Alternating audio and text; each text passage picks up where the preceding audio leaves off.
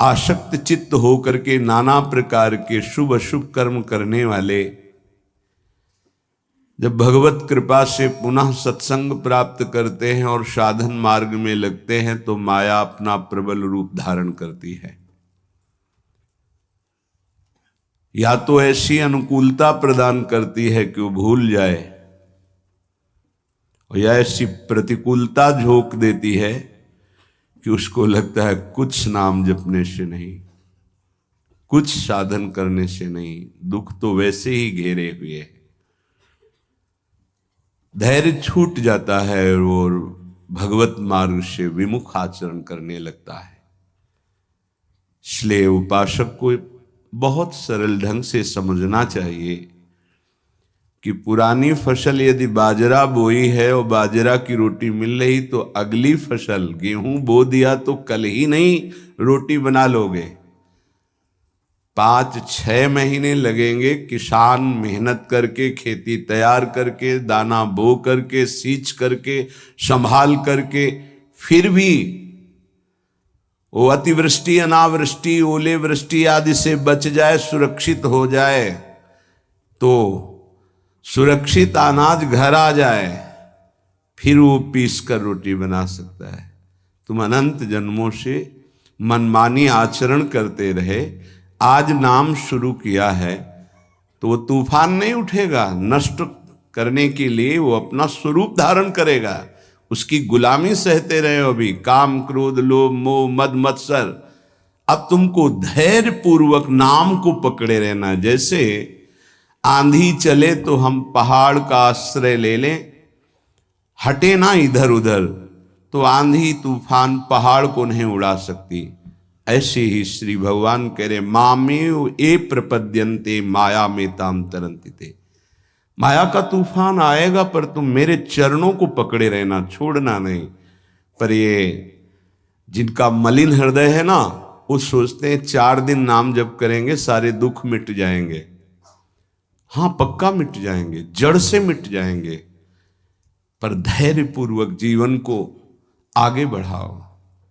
भगवत विमुख होने से तुम्हारा मंगल ही अमंगल है, भगवत सन्मुख होने पर मंगल ही मंगल है। थोड़ा धैर्य धारण करो, तुम्हारी ये फसल तैयार हो जाए, फिर देखना आनंदित हो जाओगे।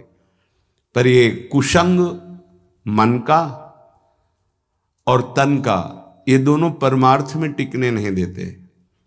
जहां ऐसे मित्र जन मिले जो गलत आचरण करने वाले होते हैं, वो पूछते हैं तुमने शराब छोड़ दिया, मांस छोड़ दिया, तुम नाम जप करने लगे, कुछ लाभ हुआ?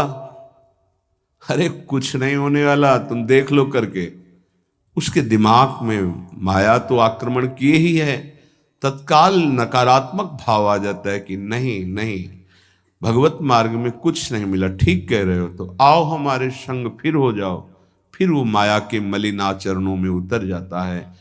वो संत द्रोह, भगवत द्रोह उसके हृदय में अपना स्थान बना लेता है। फिर जन्म जन्मांतर, युग युगांतर कब अवसर आएगा भगवत मार्ग में चलने का।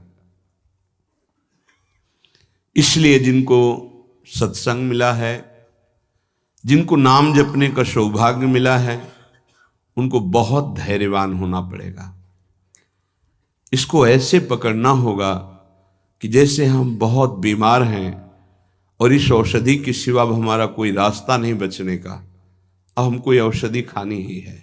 जा सुनाम भवभेषज हरनि घोर त्रयशूल, तीनों तापों का नाश करने की सामर्थ्य और संसार समुद्र से पार करने की सुदृढ़ नौका, भवरोग की अचूक औषधि नाम है। हमारा भाव बने न बने, भाव बिगड़ जाए, कोई बात नहीं, तुम नाम मत छोड़ना, हमारी प्रार्थना मानना, नहीं तो ये तूफान माया का आपको उड़ा ले जाएगा, परमार्थ में नहीं खड़ा होने देगा। बहुत धैर्य पूर्वक दीर्घ काल तक चला जाता है। धैर्य कहते हैं लाभ मिले ना मिले, हानि मिले, अपमान मिले, सम्मान मिले, हम किसी भी स्थिति में अब नाम नहीं छोड़ सकते।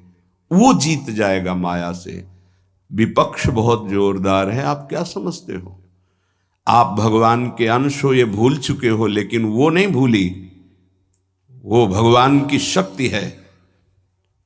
भगवान कह रहे हैं मम माया दुरत्य, मम माया, मम मेरी है। जैसे ममई वांशो आपको बोला तो विपक्ष को भी बोला मम माया। अब आपको सावधान करने के लिए भगवान ही संत गुरुदेव शास्त्र इस रूप में संबोधन करते हैं। तो अगर आप इनकी बात मान जाओगे तो माया भगवती कृपा करेंगी और अपना प्रभाव समेट लेंगी, और यदि आप इनकी अवहेलना उल्लंघन करोगे तो फिर उनके प्रभाव से बड़े बड़े ज्ञानी परास्त हो गए हैं। जो माया बहुबार नचावा, जास चरित को लख नहीं पावा, ऐसी विचित्र है, बहुत बहुत विचित्र। जो ज्ञानिन कर चित अपरई, बरियाई विमोह बस करई, ऐसी प्रचंड माया है। इसलिए जिनके कानों में आवाज पहुंच रही हो, हमारी प्रार्थना है, बहुत जन्मों से भटक रहे हैं, ये दुख सुख के प्रलोभन और भय में आकर के नाम न छोड़ दीजिए।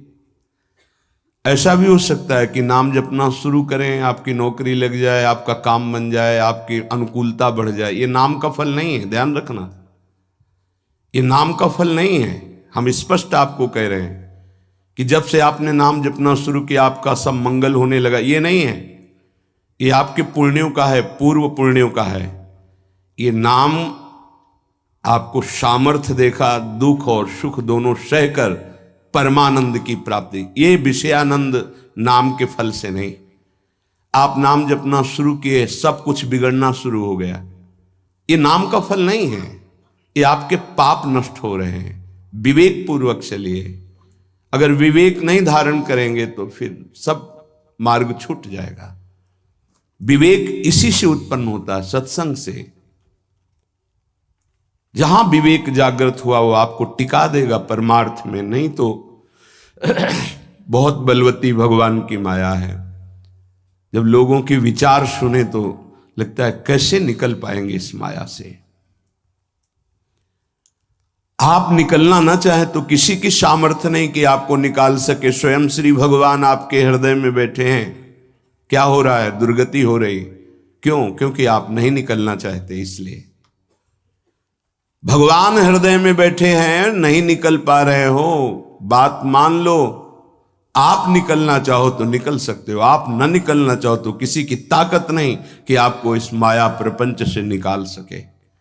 इसलिए आपसे प्रार्थना है कि आप निकलने की कोशिश कीजिए। इसका बड़ा ही प्रलोभन और भुलावा प्रभाव है। प्रलोभन और भुलावा एक क्षण में भुला दे सारे ज्ञान विज्ञान को और अपने में आकर्षित कर दे, उसका नाम माया।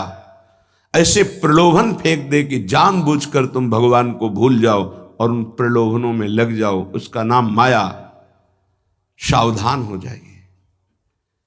इसके प्रलोभनों में, इसके भोगों में आज तक कभी कोई सुखी और तृप्त नहीं हुआ। तुम्हें अब जो मार्ग मिला है ये तृप्ति का मार्ग है। तृप्त हो जाओगे, हाथ उठा के कहोगे अब कछु नाथ न चाहिए मोरे। देख लेना, चलो तो आगे।